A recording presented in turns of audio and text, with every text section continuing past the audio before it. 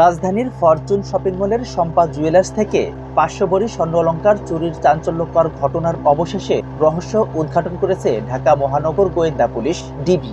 দুর্ধর্ষ এই চুরির ঘটনায় জড়িত সন্দেহে 4 জনকে গ্রেফতার করা হয়েছে এবং তাদের কাছ থেকে বিপুল পরিমাণ চোরাই স্বর্ণ অলংকার উদ্ধার করা হয়েছে। শুক্রবার 17 অক্টোবর সকালে ঘটনাটির বিস্তারিত ও মামলার সর্বশেষ অগ্রগতি ডিএমপি মিডিয়া সেন্টারে সংবাদ সম্মেলনের মাধ্যমে তুলে ধরা হয়। ঢাকা মেট্রোপলিটন পুলিশের ডিএমপি মিডিয়া উইং থেকে পাঠানো এক বিজ্ঞপ্তিতে জানানো হয়, ডিবির অভিযানে গ্রেফতার 4 জন চোর চক্রের সদস্য।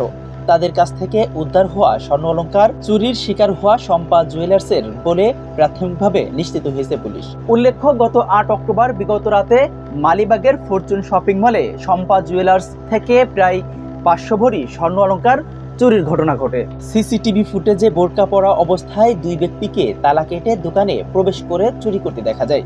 গুরুত্বপূর্ণ তথ্য প্রমাণ।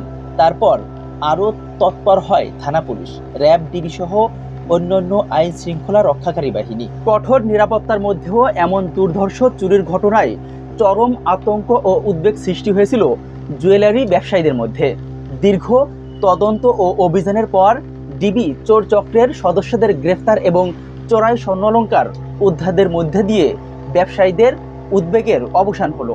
এর আগে 5 অক্টোবর বিগত রাতে রাজধানীর যাত্রাবাড়িতেও লিলি জুয়েলার্স থেকে 125 ভরি স্বর্ণ চুরি হয়।